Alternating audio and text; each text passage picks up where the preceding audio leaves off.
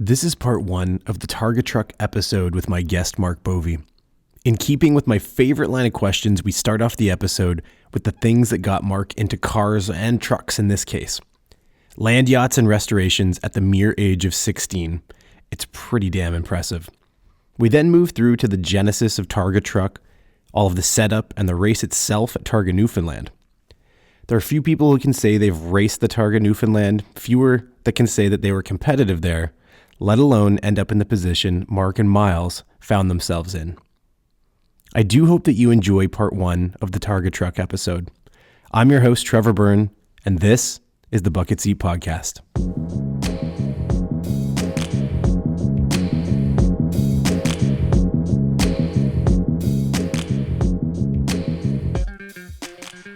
Okay, well, listen, we're going to get started here. So, you're listening to the Bucket Seat Podcast. This is episode 19. It's my pleasure to have Mark Bovey on the show tonight. So, Mark, welcome. Thank you so much for being here. Super happy to be here. Thank you. Mark is a creative in the advertising industry. He's a designer. He's a photographer. And most importantly, owner and builder of the legendary Targa Truck. Again, Mark, thank you for being here.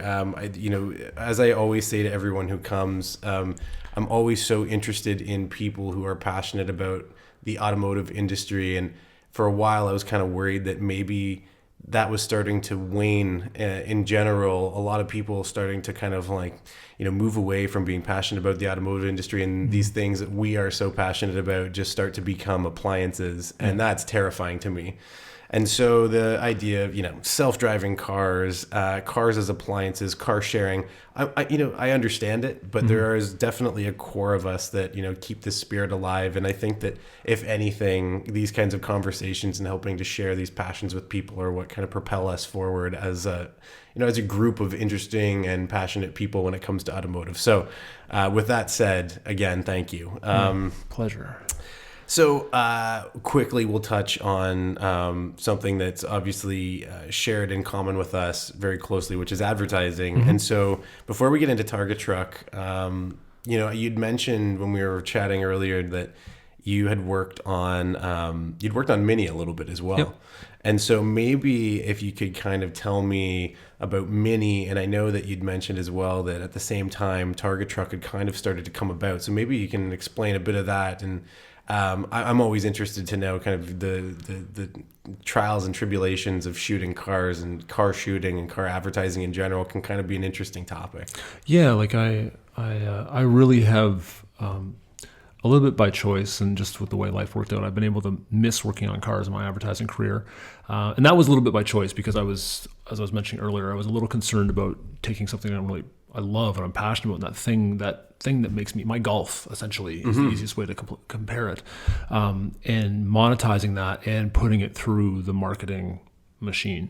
However, I'm self-employed. I'm a hired gun. Okay. And I'm at this company called Anomaly. Now that's when we first opened that place. I was there very early on. They had Mini, and I got working on that brand, and I was like, it's an interesting car brand. I'll work on it, and I did a few things for them, but the biggest job I guess I did for them was I had written this content piece where it involved this urban artist from Portugal who blows artwork out of walls. Wow. So, we had some problems with some earlier creative, and I was kind of brought in to sort this out.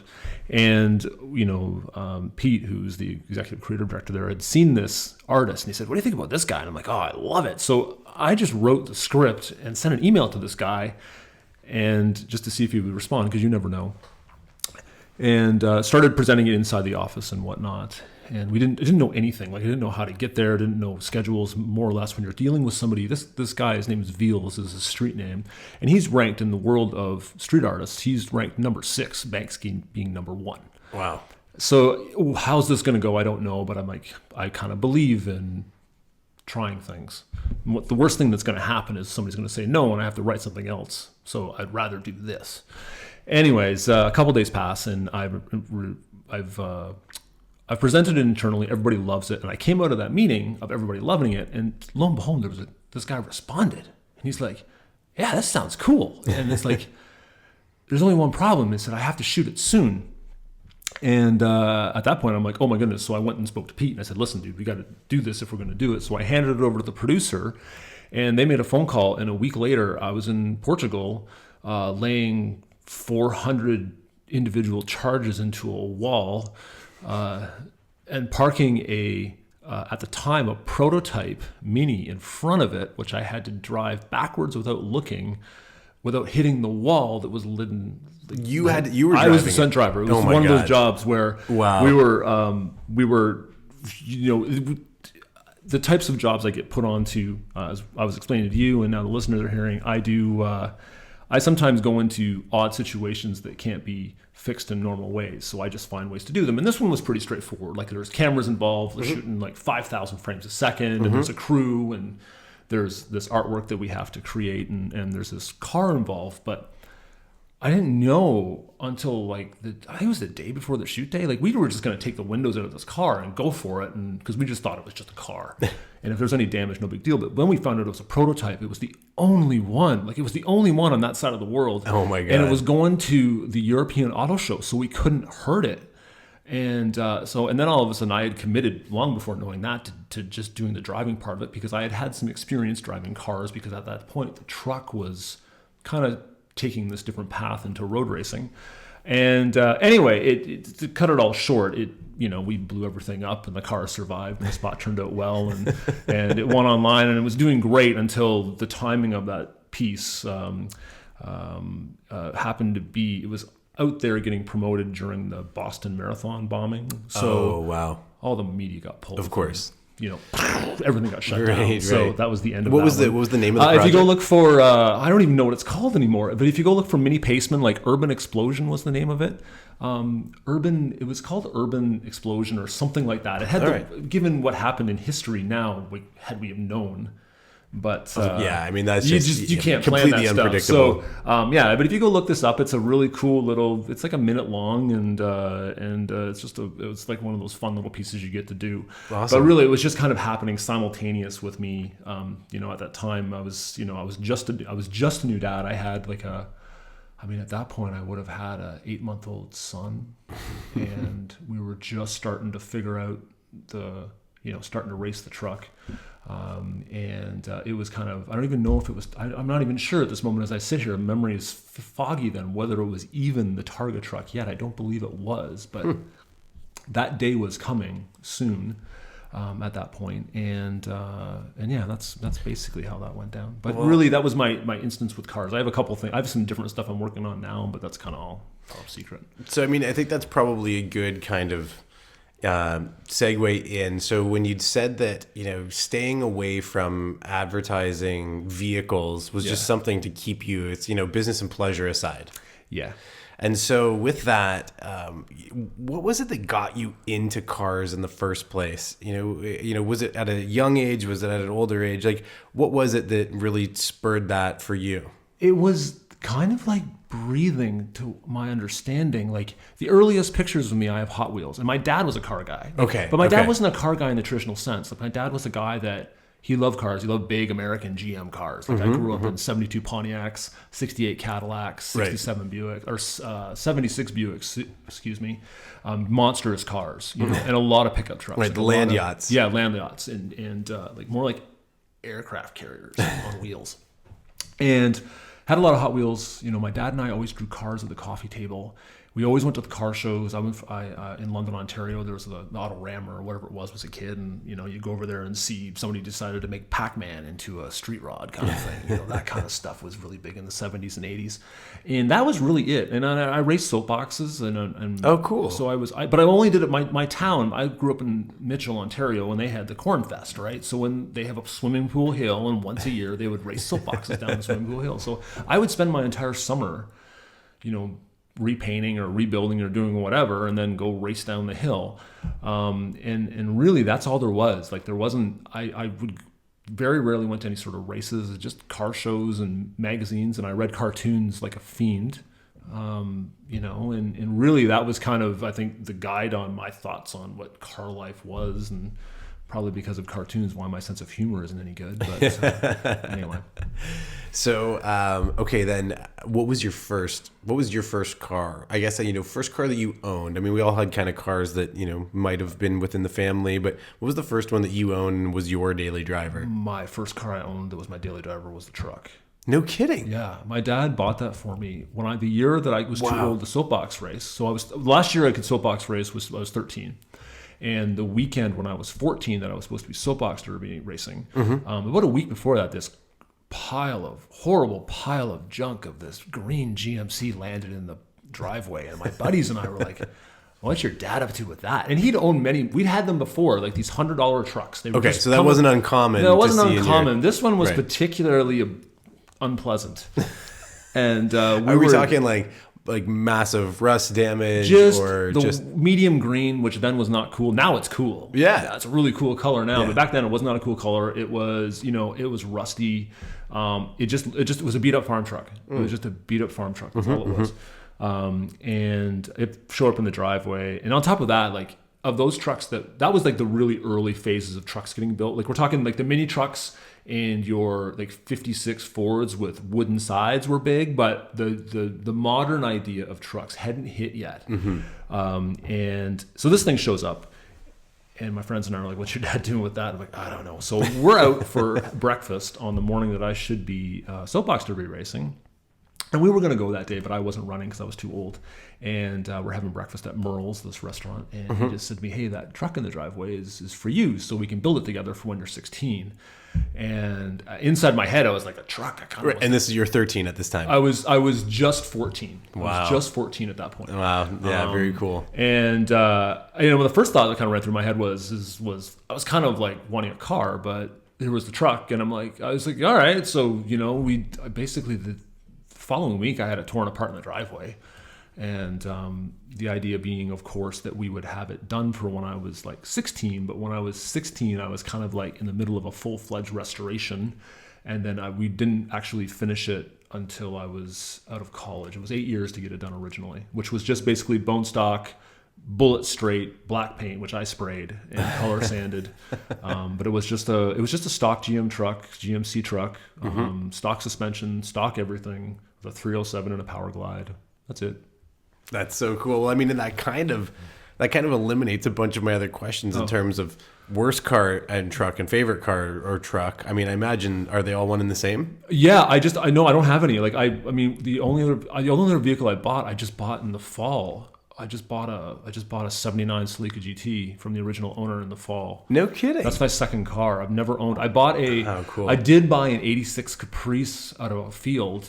And we basically dragged it out of the field with a tractor, and we filled up the tires with air, and we drove it 40 minutes home after handing over $300 to the owner. And we just went, and it had an oil leak, so we had to get home before the oil ran out of the engine. And we basically just pounded it home, my dad and I stole that was the first 700. That was the first 4-speed that I had in the truck, just to test it. Because at that time, building a 700 R4 was expensive. So I just bought the whole car and tore the transmission out of it. And a week later, it was in the wrecking yard. So anyway, but I didn't really ever own that car. It was really just, by today's standards, a highly illegal activity. But back then, that was like commonplace. Of course, was to do that sort of thing. Okay, so right now then, so you've got 2 cars in the fleet then? 3 cars. 3 cars in the fleet. So third car is, the truck was our only car up until the Targa year, the 2014. Yeah. That was our family vehicle. So yeah, I saw the baby seat in it, and that just totally blew my mind. Yeah, so that was I brought my first son home from the hospital in that. That's fucking let alone taking a very pregnant wife who had been in labor for a day to the hospital in it. Oh my God. In the middle of July in rush hour traffic. St. Joe's? No, Mount Sinai. Oh, right. It was an hour with like a clutch that'll handle 600 horsepower. She was not happy about that. Anyway, it's really truly the sign of somebody who loves cars. Yes, and a tolerant partner. Yes, yeah, she seems to embrace it. She's actually the one that pushed me to put the 427 in it. Anyway, that's another story. The second vehicle actually isn't mine; it's my wife's. But we do. I guess I take care of it, although it is hers. We have our daily driver, family vehicle is an '88 FJ62. Oh my God, are you serious? Yeah, it's bone stock. It's outside. Right, we're gonna have to go check it's that bone out. stock. It's we found it. We found it. It's a baby. We got it with like 95,000 kilometers on it. Oh my we've God. had it for 2.5 years. Did you find it in Canada? Yeah, it's a Canadian car. It lived. The original owner was a Muskoka family that used it as a cottage vehicle. No kidding. And it was used to go get groceries apparently. And then somebody was here and saw it and told his buddy on the East Coast, he's like, oh my God, you got to come get this truck. So this guy flew out here, picked up the truck, took it home, but didn't clear it with his wife. So she came home and was like, what on earth are you doing? You know, something you own has to go. Turned out the FJ had to go. So it ended up at my wife Liz's family's dealership because they went to high school together, and it's a Toyota dealership. So he called her brother and said, hey man, I've got this Land Cruiser I need to get rid of. Will you come get it? And it's like, we're a new car dealership. Like, this vehicle is just old to us. Yeah. So we went and looked at it, and it was perfect. So he basically just bought it, took it, and told us about it, and they put it in the dealership as with a price tag on it, and it just sat there. Nobody would buy it, and the price was totally fair. We just couldn't at that point. We couldn't afford buying a vehicle. We have we own a private school as well in the city of Toronto, and we were trying to make that work. Just to be quite extended, we're just way extended. Right. But we kind of eventually had to pull the trigger on a vehicle because I was getting into racing the truck. I was prepping the truck for Targa and basically breaking it every other weekend and setting it on fire. And as you do. As you do. I was beating the snot out of it.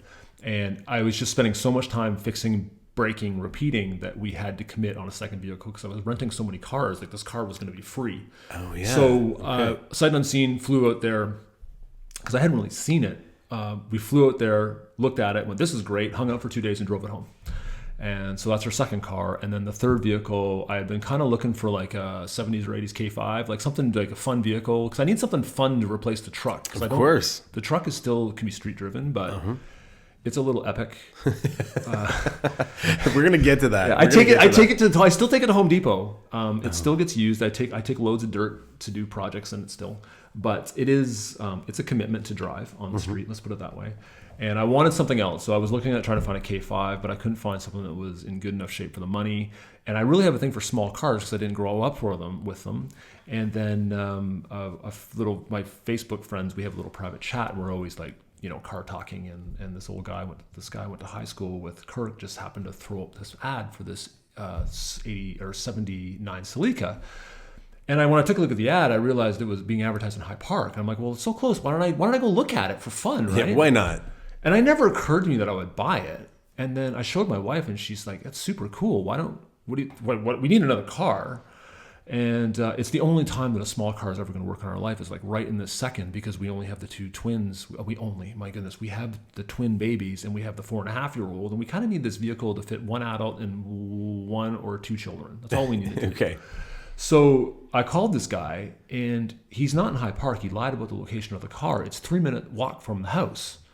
So I basically just walked up and saw it, and it was better than he said it would be.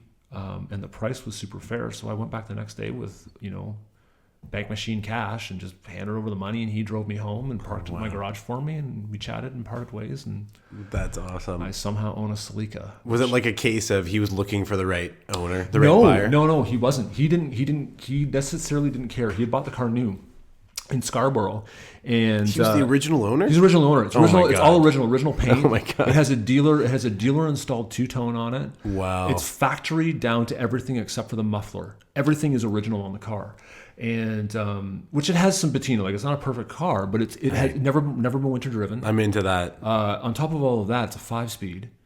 It's a 20B 5-speed, cool. right? So it's just a really cool little car. It's like it just wasn't even on my hit list of things to buy. And because it's a Toyota, I knew that from a mechanical standpoint, it'd be easy to get parts for.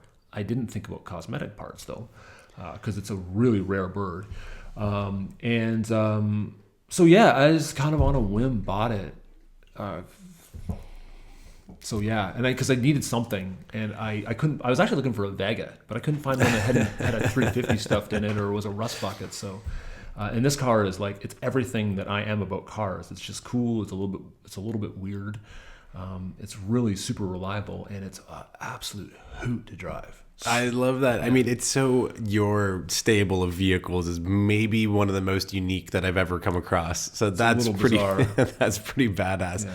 You know, there's something that's so funny. I mean, this makes for a really boring part of the podcast, but I have heard your story about your FJ.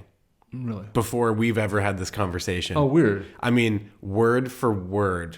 Exactly the case of the car out to the East Coast and back. Yeah. Sent to the dealership. Dealership then finally purchased from the family store, basically, that came back to you guys. And I can't put my finger on where I've heard this story. Because when you said it, it was like, I mean, I was absolutely hearing this for the second time, but it was word for word the way that I heard it the first time. So that's so weird. I've got to put that together, and I don't know how. I couldn't have been. Maybe it was Miles. Maybe it was Miles. Maybe it was Miles. That's the only person I think that collectively we would have had somebody in between on it. Yeah. It would have been. I mean, hey, I've recorded evidence of it, so I could go back and listen to it. But I'm really looking forward to going out and seeing that after the show. It's wonderfully slow. Let's put it that way. It's an 8-track. My wife wants it to be bone stock, so it's bone stock. I have to buy cassette tapes for it. So I love that. I was in Detroit 2 weeks ago for the Third Man Records pressing plant opening, and we're cruising around record shops there. And there's this place had this cassettes, and I'm like, oh my goodness! I'm like, Motley Crue, Shut Up the Devil. Nice, going to load up. Yeah, load up on all my metal that I threw out. I mean, I have to ask. I mean, are those cassettes now going at a premium? No. Like some places, like in Toronto. Like Toronto is. I'm a bit of a music guy, but. Toronto, we're spoiled here, and we do have to pay for it here. Like the record, like when you look at the economy of records, however you want to look at that record, the general market, the general market of North America, Toronto is overpriced. However, we're one of the early adopters. Like we set that trend in motion. We're not the first, but we're in that early adopter phase of vinyl coming back. Like I'm talking coming back, and there's just been a couple of articles on it. And so here, like if you find a cassette, you're probably looking at $10 for a cassette, which I think is ridiculous. But hey, given what it is, it was I found a Beastie Boys cassette for $10, so I mean I kind of had to buy that. Of course, nice. But in Detroit, I paid $1.99 for my Motley Crue cassette.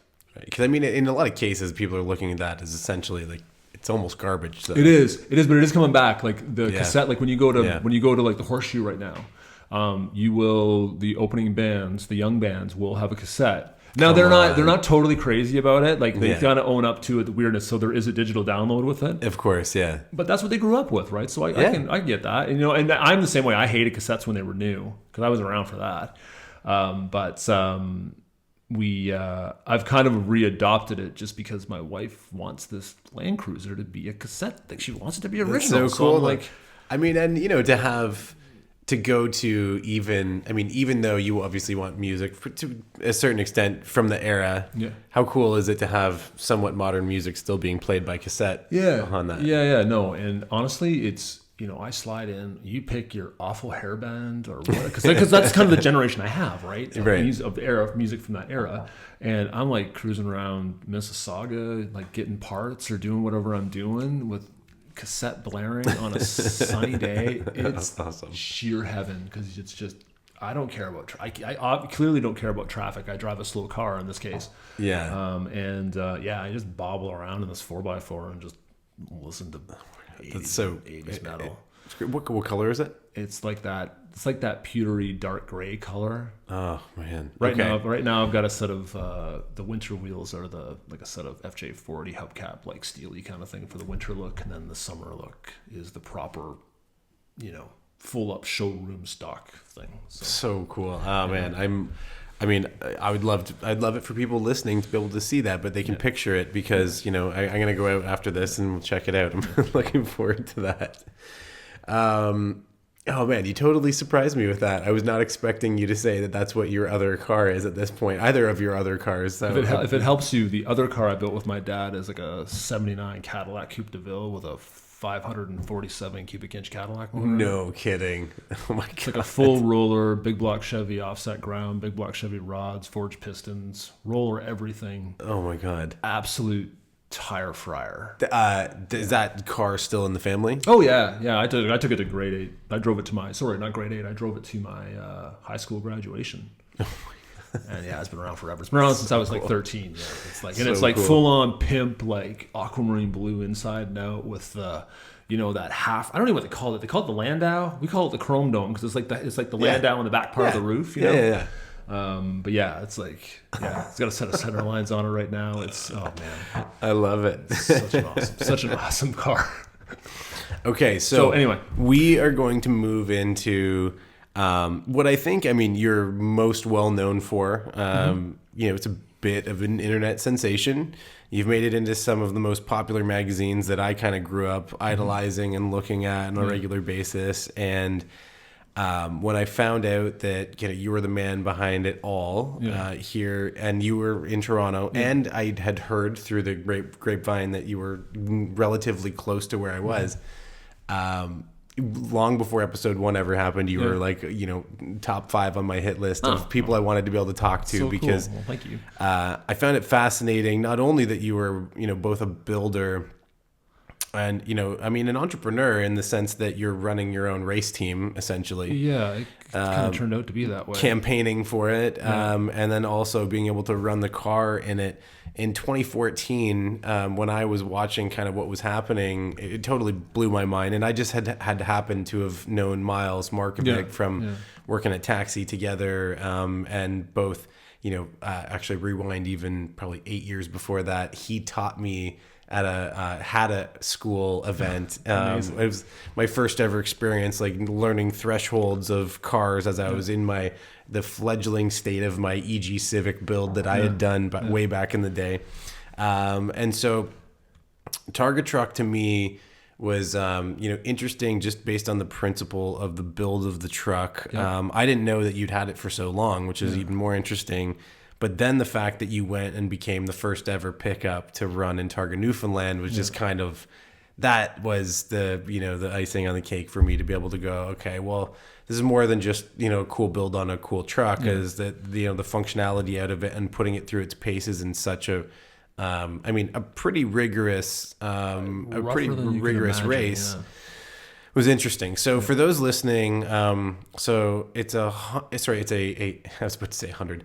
It's not 100. It's a 600 horsepower. It's going to be 611 to be exact. 611 horsepower, LS10. LS. It's just an LSX. Its closest cousin would be an LS7, like you. Oh, get. okay, Yeah. okay. It just has the wrong port size. It has the wrong port shape. If it had a different port shape, I could call it an LS7, but it has a cathedral port, so it's technically not anything. It's just an LSX. I'm going to be heavily flamed by the whole LS crowd for that one, but it's fine. Don't worry. I try to be specific about it because people get crazy on that stuff. LS7. Yeah, it's kind of like an LS7, but it's not. Right, and it's a 1971, and it's a C10. It's actually a 1500. It's a GMC.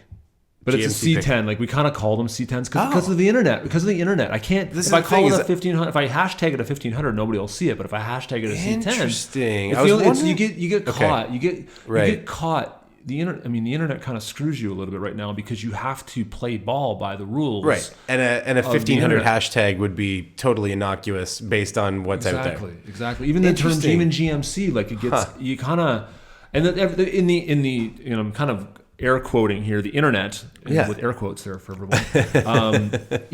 They're okay with that. Like they get it. They get that I call it a CNT10 because they wouldn't see it. They're accepting of it. I wasn't sure because I wasn't totally cool with it.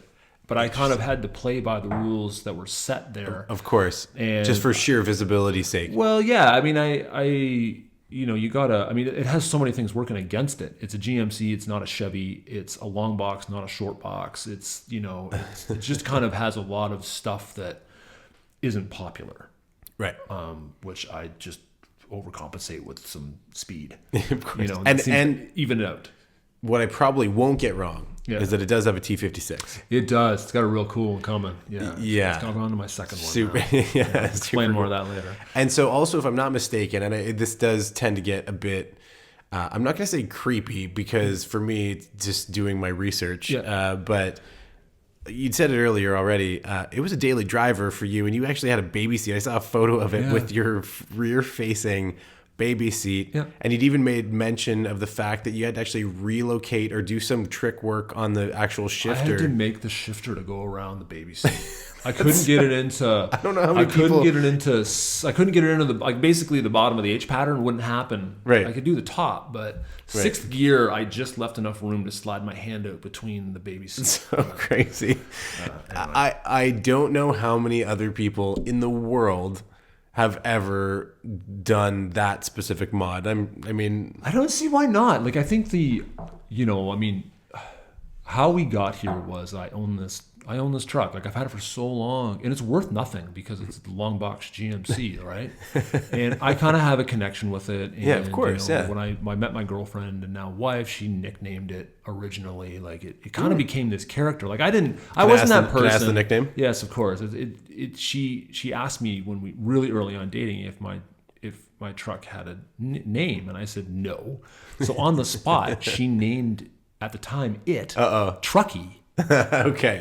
So That's I'm not like, bad. all right. I'm like, all right. Yeah. So I rolled with that, but then Okay. everybody else rolled with it, so it really stuck. And I'm like, well, Truckies. I mean, they're all girls. Like most cars are girls, and to me, cars aren't effeminate to me. I don't find it that way. They never have been. And I'm like, the same way. If we're gonna do this, can it be a boy? And she's like, absolutely, it's a truck. Oh, So I mean, just to add to that, we had a V70 wagon that we named Ron Burgundy. amazing. It was burgundy, but Ron Burgundy. I'm not into naming cars female names either, so I totally hear you on that. You do it, but and I'm not even into naming cars. Like I had a little, that's a whole. I mean, I'm there with you. I don't know why. I don't know why. I just wasn't that way. Yeah.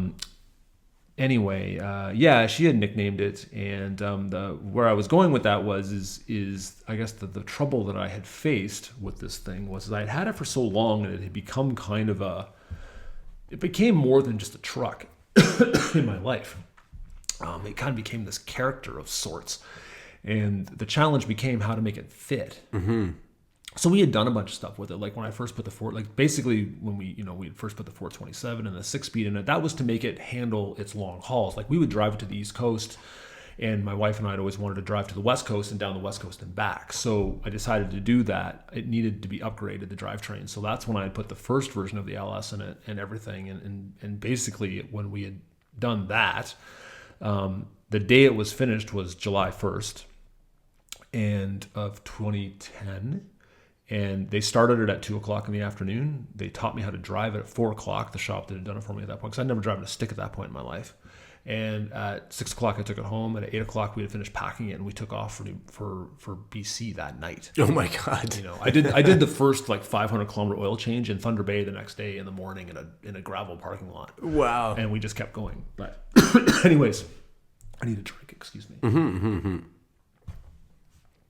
Actually, hang on. Yeah. I'm going to... Right. All right. We're back. So, yeah, I mean, I guess the point of that story was we had, this vehicle had been in our lives and I'd been using it, and we drove it across the country, and I've driven it across the country both ways a few times, across the states, covered a large part of the states. I ended up taking it down to Maxton, North Carolina, and going land speed racing with it. And, as you're going forth in life and getting older, having babies, building companies, rising in your career, and in my case, getting fired a couple of times. Just the craziness of life. This thing. I own this 600 horsepower truck in the fourth largest city in North America. And, I'm staring down the barrel of, having my first son and expanding a business and figuring out my own new career path just because, things were changing. And I was like, how do I make this work? And I was a little bit changing my love affair with racing. I was falling out of love with drag racing a little bit just for a few reasons. I had tried land speed racing and absolutely loved it, but it was so far away, I didn't know how to make that work. Okay. And at the same time, going and getting into that meant... I knew what I was going to do. Like I'd be soon hunting for 200 miles an hour, and that's a really different build than what can be driven on the street. Yeah, so absolutely. How do I do it? Yeah. And again, how to make it work, how to make this thing fit my life. And then what I found was I, actually a friend of mine, Shannon, dared me to autocross school it. And this would have been, around, I don't know, 2012, somewhere in there. I'm a little foggy. Like the last few years have been a bit of a blur. Let's just go with 2012-ish. Yeah.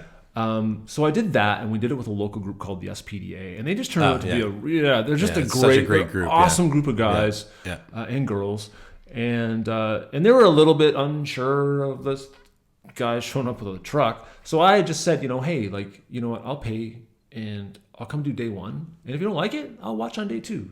Sure. And sure, there was lots of jokes about hay bales and all that kind of stuff. But by the time day two rolled around, I was getting pretty good at it, and the tune had changed, and we had a really good weekend. So where was the event? It's at the Hershey Center. No, not the Hershey Center. It's at the Powerade Center in Brampton. It's there every year. It's there. It's I know actually exactly. coming up. It's that's where I met Miles the first time. Well, yeah. There you go. Anyway, great group of people, and I managed to take this half-ton truck with mostly stock. Like, it's mostly stock at this point. Oh wow! Okay. Yeah, like drum brakes on the back. No shit. Just factory brakes. It's lowered. It's got the standard lowering in it, but you could drag a truck out of a field and for like $3,000 put the suspension I had in it, and it had this massive engine in it, capable at the time of something like 7,000 or 7,500 RPM. Like, it was just screamer.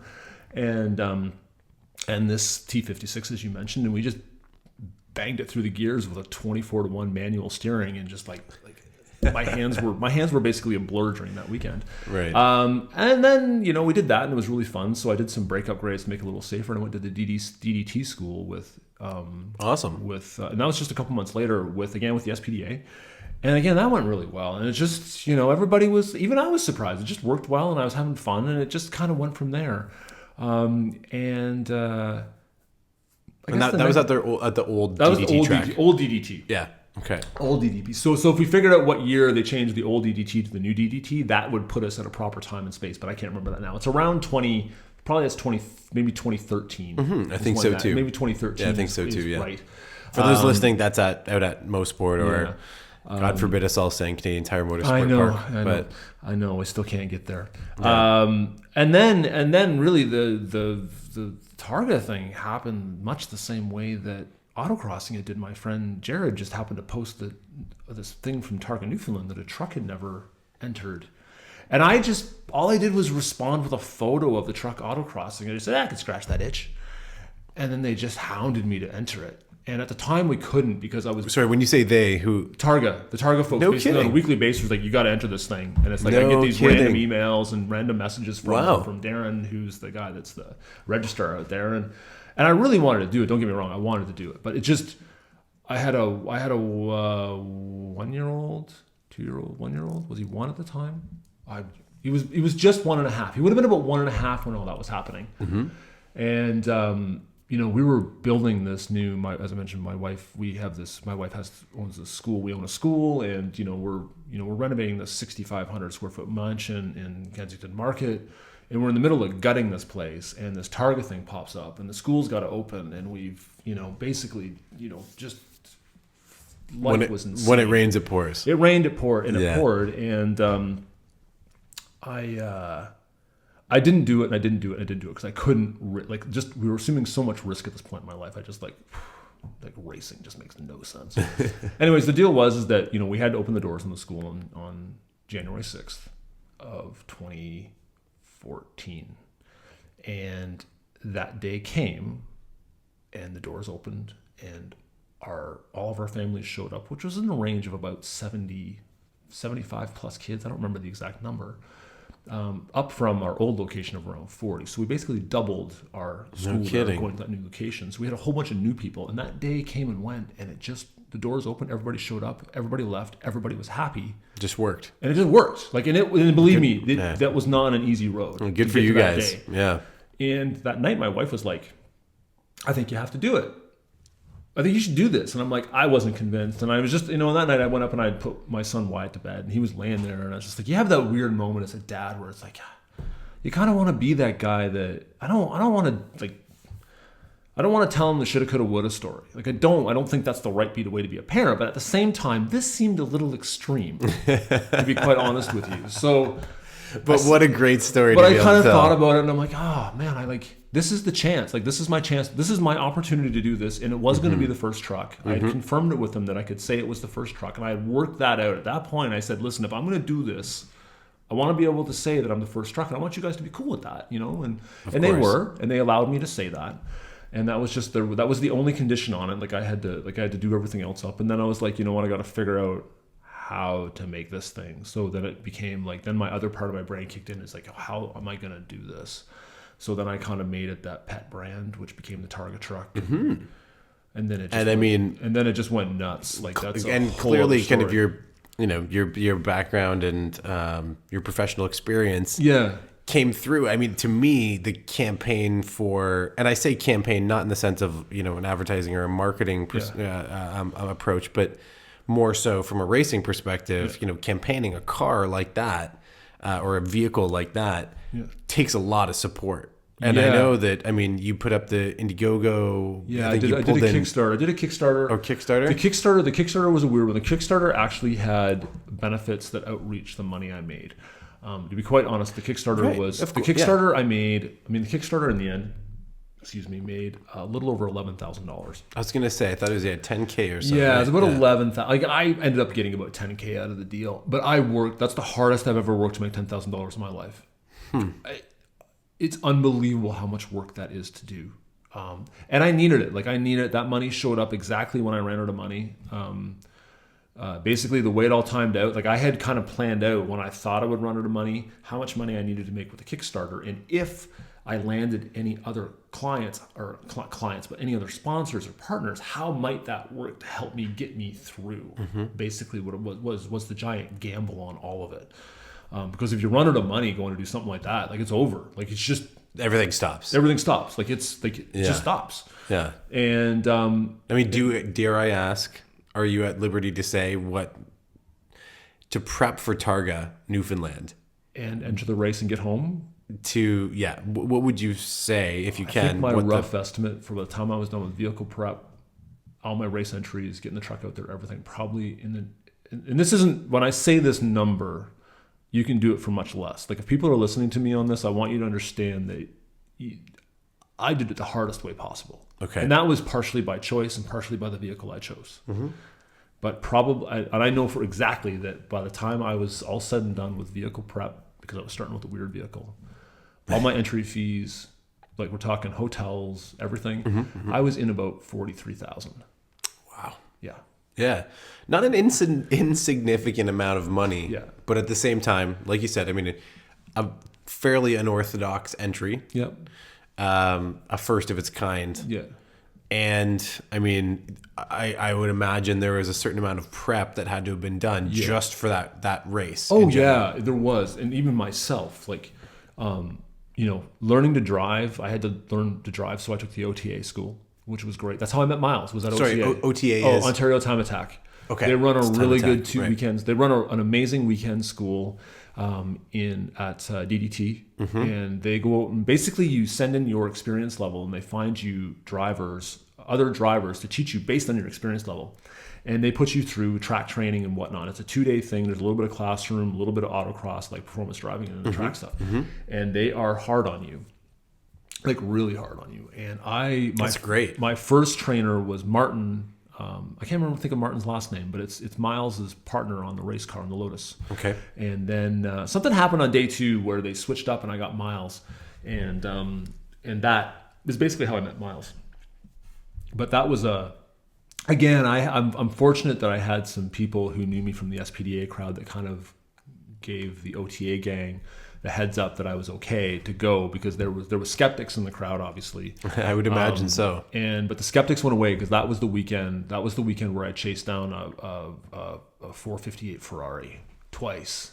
In the truck. And that was in the truck. We're talking, I've got a set of Benz Recaro seats and 3-point harnesses in it at this point. And I was past the drum break point. But also, I mean, that whoever that guy or gal was in that car at the time, It's not like that was just some random Joe out doing a track day. This was somebody who was there doing the Same as OTA me. course. Same as me. They were doing this course the same as me. Right. You know, And- and again, we're at different places in life. Like I don't know ultimately what their full experience was, but in still, most cases, probably not a slouch. no, you're not expecting a half-ton, mostly stock GMC truck to chase you down. That must have been in the corners. crazy to see. I'm not freight training them in the straightaways here. I'm catching them on the corners. Yeah. And that was when DDT was new. Like we're talking like the curbing wasn't in, so there was big holes in the corners, right? Oh, no so kidding. yeah, Oh, wow. it was that you were paying for your mistakes that weekend. If you Little wild want, in let me area, tell you. But to see that truck pulling on you into corners in your rear view, and you're looking and signaling them to pass, you're going, well, they don't always signal the pass right away, and that's kind of a little bit of a problem. That's got me into some trouble too, because well, there's a lot of ego at stake. There is, and I have it happen all the time. I mean, I get passed a lot. Don't worry, I get passed a lot on the track. But I find that because people don't think they should be passed by said truck, they don't want to move over. So I've had more than my fair share of those plastic inner liners and Subarus get thrown at me because they overcook it. Yeah. And then they miss a corner, and then they hit a pylon, and the pylon tears the inner fender well out. So not only have I got a pylon airborne at me, I've got some miscellaneous plastic part off a Subaru flying at me. I love that it's a Subaru. It's a Subaru. Yes, it's a Subaru. Sorry, I'm not doing. It was a Subaru. It was an STI. As they're understeering into a corner. I mean, it happens both ways. Like I try to, because I'm not the fastest thing, because it's so much weight, and it has some. It clearly has some geometry issues, because it's a farm truck that I really am operating with stock geometry up until now. It did for some reason do pretty good.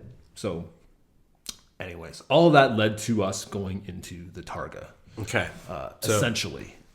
So we've arrived at Targa, and so I think what's important for everyone listening to know is this isn't a sanctioned race at a racetrack that is known for cars doing laps at high speed with preparation for both corners, for impact, for emergencies, for all of these things. No. We're not talking about that type of facility that you're going into race. Targa Newfoundland, for maybe some of the American listeners too, is in a very different place and under very different conditions and constraints than a typical, than any racetrack, period. Yeah.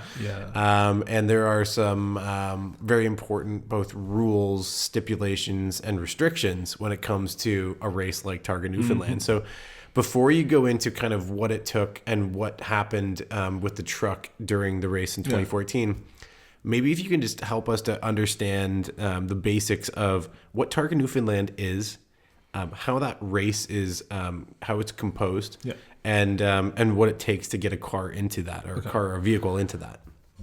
I'll top line this because that's a long. But basically, the simplest way to explain the Targa Newfoundland is it's a rally. Yes. You have stages and you have transits. It's that simple. The difference is that Targas are tarmac rallies, so that's great. Now there's only three of them: Tasmania, Australia, and Newfoundland. Right? Wow. My goodness, I'm having. Yeah. There's only three of them. Yeah. I think that's right. Yeah, I believe so too. My apologies, Targa people out there, if you're listening. I'm having a little bit of it's been a long day. It's a special breed. The particular one in Newfoundland is it ranges between, I think, 24 and 2,500 kilometers. So you're around 1,500 miles. Yeah. Of that, 500 kilometers is stages, and the rest is transits. So you're looking at multiple stages per day, and I think it's between 10 and 14 stages a day. Sometimes you run a stage twice. Sometimes you run it backwards. Right, yeah, run it backwards. It's all different stuff, right? Yeah. The kicker on it, though, is it is public roads. So they shut down the course like an hour before. We blast through, and then they open it back up, and it resumes regular life. And it's everything. It's coastal roads, it's 2-lane blacktops, it's somewhat highways, or it could be through a town. I was going to say, there's a lot of residential, too. A lot of residential. And in my particular case, like when you're doing, there's a bunch of different classes. There are basically the non-Targa classes, which are Grand Touring, and the other one I can't think of right now.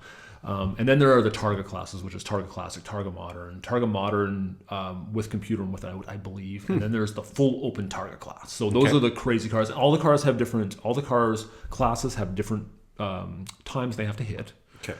So it operates basically like a rally. Yeah, but you can't be too fast, but you can't be too slow. Well, actually, an optimal. in the Targa classes, you can be too fast, but there's no point. All you're doing is assuming danger. I see. Okay. So the best you can do is zero out. Right. Okay. To put it in simple terms, the kicker on the Targa in particular is the roads. Like if you go down into the States, and for those of you in America, and you go do Big Bend Silver State Classic, Sandhills, that kind of stuff, or even Pikes Peak. Now Pikes Peak has some interesting undulations and weirdness in the pavement, but the one thing that is a little unique to the Targa Newfoundland is because the seasons are crazy there. You're talking winter, fall, spring. Everything is heaving asphalt and potholes. Yeah, and it's a special feeling to hit a asphalt heave at 100+ miles an hour. And I've hit we're talking bridges lift, right? So in one particular case, we did the course forwards and we were flying. Like miles were on point. It was not a typically bendy course, so it was basically we have a speed limit. It's like 120-ish miles an hour, something like that. Which is, not moderate. Yeah, it's fine. Yeah. Like when I get into fifth gear at 120, it's pretty Sunday driving, so it's not bad. But we did it the first way and no problem. Zoomed out there and came back. And it's like on the way back, it's like, we are going to hammer on this. Like we're just going to go. So we're bombing down this one leg. And all I hear is Miles go, "Oh." And I didn't know what he saw. Like he didn't say anything. He gave me because we were on a thing, right? And this is your co-driver. This is my co-driver, Miles. And I didn't see it. And then I realized what he said. And I finally analyzed, and the bridge had heaved. So when we came over it from the other way, it was a little 3-inch jump. But going back, it was a 3-inch lip. And I've got it maxed. Like we're talking, I'm at the edge of I'm at the edge of 120. Like I'm on it. Like I'm at this point, the speedometer's gone and that thing's 100 miles an hour. Right. So I'm following the tack for speed at this point. And all I'm like, I can't hit the brakes because it'll nosedive and I'll just plow into this thing and destroy everything. Yeah, so destroy all everything. I could do was oil pan gone. I lifted and scrubbed and hit the brakes and hit the gas to lift the front end back up and just hit it. Without that's all you're gonna do. Yeah. Hold the steering wheel with both hands. Very Likely tightly. the safest choice too. That was the choice. That was the choice I had delivered to me at that speed. And I can't. The feet per second you're covering there is astronomical. Right. We made a cloud of. We did it. The plume of sparks was so big that the car that was behind us, and they're 2 minutes spread apart, saw the flash. No way. And he lifted not to hit it. To the truck's credit, we bent over the front. We bent the front of the A-frames over. We bent the front cross member in the truck. And if anybody knows what this cross member is like, it's massive, and it was bent. Super solid on a truck. Super built solid. Yeah, super solid. Not bent to hit this. Anyways, we put it up on jack stands and everything felt good, and it still drove good. So all you can do is carry on. But yeah, we had stuff like that. But basically, the easiest way to maybe explain it, the difference between track days and autocrossing and doing the Targa Newfoundland is the race course is potholes and frost heaves in some places. And take your pylons and concrete barriers and replace them with churches in the middle of the roads. Oh man. Cliffs. Yeah. Rock cuts, houses, and oceans. That's what you hit. Pretty high consequence. That's your options. Maybe a fence if you're lucky.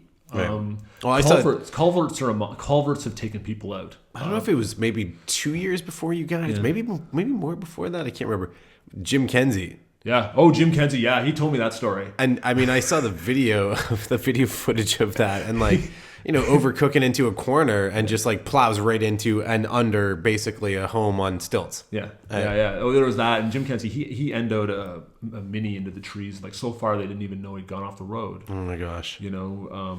But yeah, it's the one thing that coming out of the Targa that on day two, it was day two, and I remember because it's so crazy. You race all day, you compete all day, and it's like a 12-hour day. And then at night, you work on the car, and there are people coming around to talk, and you have to eat and kind of like make sure you're okay as a human. Like hydrate properly for the next day. And you work on the car all night. And did they do like a breathalyzer in the morning? Yeah, I do a breathalyzer in the morning. That's not a real big deal for me. Apparently, it needed to happen for some more of the characters that do it. But, of course, yeah. But that next day on day two, I remember going up the starting line, and it had been crazy. Like, it was crazy getting that truck to the starting line. Nobody thought we'd get it to the starting line because it was 3 days late, and when the truck got there, it still wasn't ready. Like, I had to build it the night before, and we had to put the rally computer in it the day before we started. It's a long story, but just the way life worked out. But we made it, and on day two, the reality of the craziness we had gone through to get there kind of hit in a weird way, because you have this 2 minutes that you wait at the starting line. You pull up at the starting line, you got your helmet on, your gloves are on, and Miles is sitting there looking at his notes, thinking, just finding his place. Yeah. And I just got to sit there, and the thing's running, like, and the gauges are fine, but it's forever. Like 2 minutes is forever. And then your mind wanders, and it's like, you start thinking about all the stuff you did the night before, and you wig out a little bit, because it's like, did I tighten the wheel nuts? Like, all the lug nuts, just weird stuff. You second guess yourself at the very. I did them on 3 wheels. Yeah, that fourth wheel, did I really crank them? You second guess yourself at the worst point in your day to second guess yourself. You're sitting on the starting line and you're gonna go. So I quickly realized that my brain was playing tricks on me, and it's like in the 2 minute slow mo. Yeah, and I just you know what? I was a little over on sensory overload. I knew that the times we had to hit that day, because the times get more progressive as you go through the week. So your 80% on one day is you have to grow. You have to get faster, or else you're not going to hit your times. So I know it was day two. I knew the times were accessible, so we just did it. And that was like this lesson in life for me there of, there's the danger and fear separation. Basically, is don't let your brain get to you too much. And then that night on, I changed the way I worked on the truck. And I never had a problem with it again. Like, I just changed the way that I systematically changed the way I did stuff that night, so I knew it was done, and I knew I was okay, and I wouldn't think about it in bed, and I got a great night's sleep, and we got up the next morning and just hit it. That's so interesting. Yeah. That that was the biggest thing. That was that day I will remember sitting on that starting line. I don't remember the stage, but I remember sitting there, just questioning all the stuff I had done. And so how many days start to finish? It's start to finish, depending on how much of you do, but it's 5 days of competition, 1 day of prologue. Wow. The trick of it is not being the guy that crashes on prologue, of course, which happens almost every year. Somebody writes off a car before it even begins. It's a wonderful event. It's taxing. It must have been pretty jarring to some of your competitors and the people that were out there. Like, I know that in general, Targa wanted you there. They were encouraging you to be there. Yeah. But there are, you look at the vets, you look at the 911s that are there, you look at some of the Subarus that are that's their native territory, that's their home, and all of a sudden they see this long bed GMC pickup roll up with an LS, which they don't know is an LS, which is amazing, And so, what was the general reaction from those around you? It's always the same. It's always the same, no matter what I do with it. Day one, nobody comes too close. They don't want to catch anything from you. Well, they just automatically assume that I'm off, in whatever way. And it's almost the same. It's changing. It's changing now. It is changing now because it's like anything. People have heard stories. Usually, they've heard some sort of story, and then it's like they see it and they connect the two. Back then, that wasn't the way it was. A lot of the veterans were steering clear of me, and that's fine. I had stuff to do. Of course, you're busy getting ready for a race. It doesn't really matter because it's really this sort of thing is you're trying to beat yourself. You're going to be the person to put yourself out of that. That's basically what it is. You're trying to keep yourself in check. And but throughout the week, you start running and people see that you're committed, and and we weren't breaking. We didn't break anything. We had some problems with stuff rattling apart, but I did a lot of maintenance, and people caught on. People thought we were fixing it a lot in the beginning. It's like, oh, you're fixing it. It's like, I'm not fixing anything. I'm just making sure it's not going to break. And then so they figured out, a lot of people just figured out that we were being, because they said, they didn't think a truck could run. There was a lot of jokes of, hey, nice truck, where's your race car? And that's, and, where's your trailer? Yeah, where's your car? Where's the trailer? Your trailer? You pull stuff with that thing? It's pretty nice for a trailer vehicle. But they there's always naysayers, and that's fine. But in the end, people kind of came around to it, and some of the more you end up talking to people, and especially too when you actually see that thing move, you don't want to believe. It's really hard to believe your eyes when you see it move. Yeah, the expectation of for me, what I saw on paper, from what I've seen in a lot of the video, it's certainly not the vehicle you would expect to do what it does. No, but I think everybody forgets that NASCAR in the late 60s was gutting those trucks and putting them under the cars, right? Right. And that now, not the segue, but that now has turned out to be a saving grace, because there isn't much on a Grand National car that I can't get and bolt onto this thing. Right. Like seriously, a full-on CNR NASCAR grade rad is more direct fit than a direct fit rad. No kidding. Yeah, wow. Everything is based on the size of that truck. Yeah. And that's really changed. That's an eye-opener right now, getting into, I've gone to full, NASCAR approved parts of this. I was going to say, I mean, if I'm kind of going into that world. If the shoe fits. Yeah. And a lot of it is I just, I basically, I have these modular spindles that are we're talking Winston Cup level stuff. Wow. And the brakes aren't, my brakes aren't that level. I can't afford that level. But you got some big Willwood brakes on there, right? The 1306, inch and a quarter wide, 6 piston, they're making really all that, and maybe there's a little segue here, but all that nonsense about 6 piston brakes, and everybody listening out there, none of that crap matters. What you need to understand is, how big are your rotors? How thick are your rotors? What material are the rotors made of? And how big are the pistons inside of the calipers? Piston size is what counts. 6 tiny pistons versus 3 huge ones. A lot of people will go and put brakes on their car. They're actually smaller than what they have, because they're going from 4 to 6 or something like that. But anyway, right. I have a pressure wise, I've got about 4,000 pounds of braking force now. Which is more than the 1900 I autocrossed with when I first started. Mm-hmm. Could there be more? Yeah, but I get into pedal modulation problems. And just with the pedal setup I'm working with, that should be loads. It's more than I've ever had, and I've been fine with my braking pressure. So this should be good for now, is the thinking. But anyways, yes, the thing that everybody forgets is these things were gutted for NASCARs. And so there's no reason why it shouldn't work. It's the wrong shape, and the weight's not particularly in the right spots, but I'm figuring that out. Well, and I noticed just most recently, too, that you had it on, the 4-corner scales, and you were looking at a pretty decent, what was it? It's like a 56-44 distribution or something along those lines? It's all over the place right now, because I don't have it finished, but I mean, I've in various, I'm hoping to hit 52-48. I really wanted to hit 50-50, but I can't. I don't think I can hit 50-50 without going to carbon front body panels. And crazy. Wow. That's accessible. It's there. All I have to do is, the guys already contacted me. I just have to call them and send them the credit card number, and the parts show up, and it's done. Oh, however, actually, you know what, Mark? Before we go, there was one thing that I think, just to seal off Targa Newfoundland. Oh, sorry. There's an interesting the finish of the race. Yeah. And your position in the race. Yeah. Was equally as impressive, I think, to everyone that should understand this, is that it's not like you broke. It's not like you wrecked. Yeah. You finished. Yeah, we finished. And you finished in an impressive position as well. Yeah, we finished in second place. I mean... Yeah, no, I mean, when you look at what we accomplished there, we just went to finish. All we wanted to do was finish. And by day three, we were in third.